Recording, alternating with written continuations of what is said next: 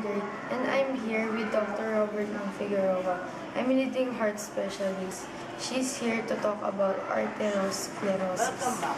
I'm Dr. Robert Neil Figueroa, a leading heart specialist, here to talk about arteriosclerosis.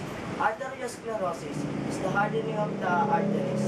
I will show you more about it in this clip. We are about to embark on a journey inside the body, deep into our arteries. Our mission is to find a killer, one whose work can start while its victims are still in early adulthood, and the diseases it causes are the leading cause of illness and death in the United States. This killer is atherosclerosis.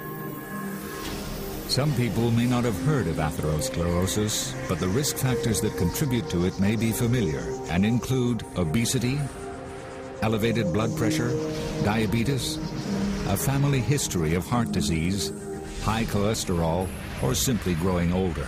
All affect our arteries. Some things we can change, like stopping smoking or changing what we eat, while others, like our family history or our age, we can't.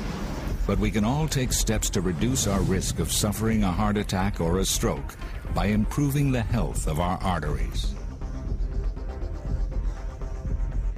To understand how we can improve the health of our arteries, we will need to take a closer look. So sit back, relax, and enjoy. We are now in an artery, traveling with red blood cells that carry oxygen to major organs throughout the body.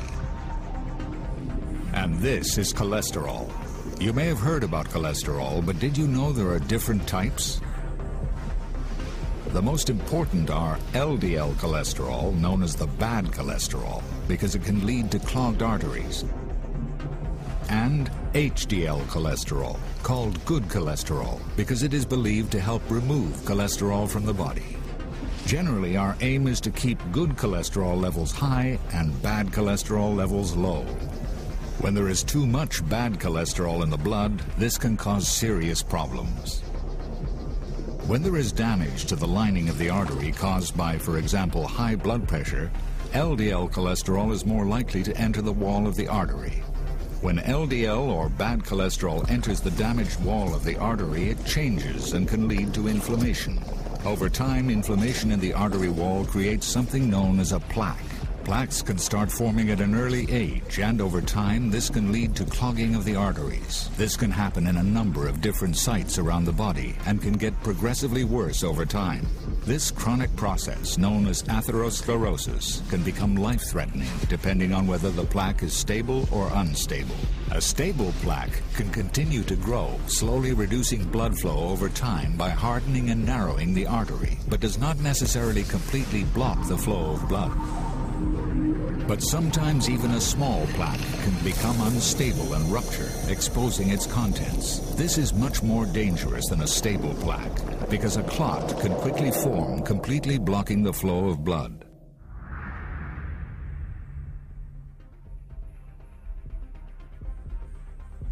As stable plaques form and cause narrowing and hardening of the arteries in the legs, the blood flow is restricted, sometimes making it painful to walk.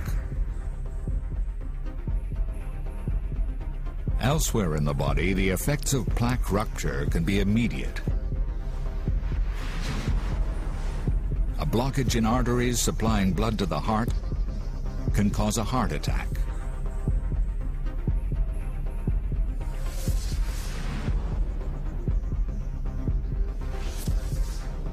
A blockage in arteries supplying blood to the brain can cause a stroke. So what can we do to help maintain healthy arteries? Addressing our risk factors will benefit our general health and the health of our arteries. We can stop smoking, change our diet, exercise more. With the help of your doctor, you can manage other conditions that may affect your arteries. Of course, some things, like your age or your family medical history, you can't change. If you were concerned about atherosclerosis and the health of your arteries, talk to your doctor about having your blood pressure, blood sugar, and levels of good and bad cholesterol checked.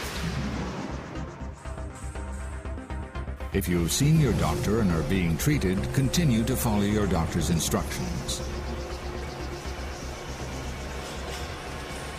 Us Against Athero, brought to you by AstraZeneca, is a movement to spread national awareness of atherosclerosis and empower people with the knowledge they need to improve the health of their arteries.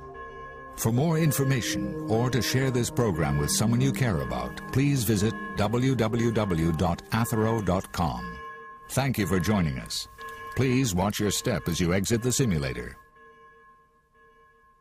Hello again, I am Rochelle.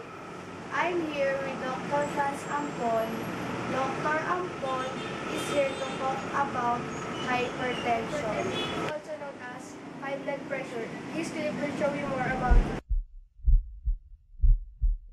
Blood pressure is equal to the cardiac output, the volume of blood pumped out of the heart per minute, multiplied by the arteriolar resistance. Blood flow depends on the rate of heartbeats and the volume of blood pumped out with each beat. If rate or volume increases, blood pressure goes up. Likewise, increased resistance raises blood pressure, as when arteries downstream from the heart constrict. Over time, high blood pressure or hypertension damages many organs. First, the heart works harder to pump out more blood or against higher resistance. The heart then requires more oxygen and is more susceptible to angina or a heart attack. Second, arteries and arterioles can be damaged. Arterial sclerosis results when blood moves through the vessels at high pressure, damaging the protective cells lining the vessel. White blood cells are drawn to the damaged area and form plaque. Third, kidneys can be damaged. The capillaries of the kidney are delicate. Continually subjected to high blood pressure, they break down, becoming permeable to proteins and other molecules. The kidney's tubules can become clogged, decreasing the kidney's ability to make urine. Also, the proteins injure the capillaries' membranes, causing more damage and worsening the situation. Fourth, the retina of the eye can be injured if its delicate capillaries are damaged. Localized hemorrhages can occur, causing scarring and formation of new, more fragile capillaries to replace the old ones. Finally, the blood vessels of the brain can be injured. High blood pressure can cause clots to break off from atherosclerotic plaques, blocking blood flow to the rest of the brain. This is called a thrombotic stroke. Continual exposure to high blood pressure may also cause a blood vessel to burst, leading to a hemorrhagic stroke. I'm Michael, and I'm with Dr. Limuel Metran. He's here to talk about congestive heart failure.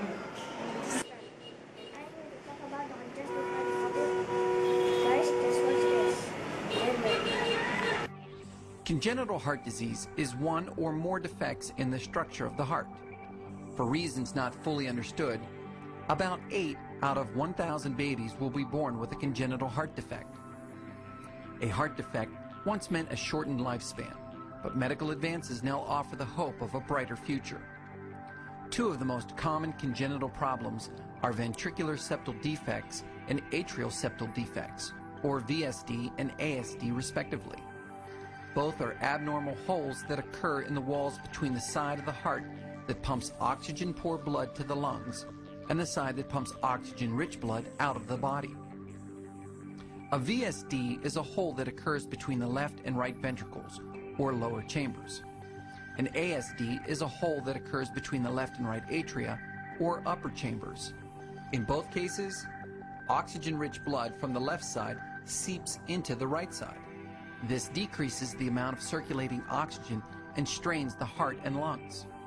A patent foramen ovale, or PFO, is a type of ASD. The foramen ovale is a natural hole between the right and left atrium that is present in the fetal heart. The hole usually closes after the baby takes its first breath. If it fails to close, it too is considered patent. A PFO rarely causes health problems unless other heart defects are also present. PFO is very common, occurring in about 1/4 of the population. Much less common, but potentially more serious, is a patent ductus arteriosus. The ductus arteriosus is a channel that allows blood to bypass the fetal lungs. This channel normally closes after birth. If it remains open, blood will shunt from the aorta into the pulmonary artery. If the hole is large enough, it may lead to congestive heart failure and valvular infection. Heart defects also involve narrowed or constricted passageways. One of the more common types of such defects is coarctation of the aorta. The aorta is like an interstate highway, transporting blood to arterial pathways throughout the body. A narrowed or pinched aorta forces the heart to work harder to deliver blood. Eventually, the overload will damage both the heart and the aorta. And lastly, I'm with Dr. Darwin Rivera. He's here to talk about congenital heart disease. I'm Walter M. Rivera. This disease also known as blue baby syndrome. What's this film here? The heart is a beating muscle that pumps oxygen and nutrient-rich blood to the body via the circulatory system. Inside the heart are 4 chambers which collect blood and then redistribute it to the lungs and body. Several conditions can impair the heart's ability to effectively circulate blood. Defects or diseases of heart muscle or valves can cause failure of the heart to maintain an adequate blood circulation. Coronary artery disease, high blood pressure, or narrowed or clogged arteries can compromise the blood vessel's ability to efficiently deliver blood, thus increasing the workload of the heart. Any of these conditions can result in an enlarged heart with compromised function. Eventually, the failing heart cannot pump out the amount of blood that is being delivered to it. This causes pressure to build within the heart chambers and venous system, resulting in an accumulation of fluid in body tissues. This progressively worsening series of events is called congestive heart failure, CHF. As CHF progresses, swelling or edema often occurs in the legs and feet. Fluid may also collect in the lungs, causing shortness of breath. Eventually, heart failure may affect the function of the kidneys, further increasing fluid accumulation in the body and causing additional work for the failing heart. CHF is a chronic condition with reduced life expectancy. In the case of valvular defect, surgical intervention may be required. Hi, I am Darwin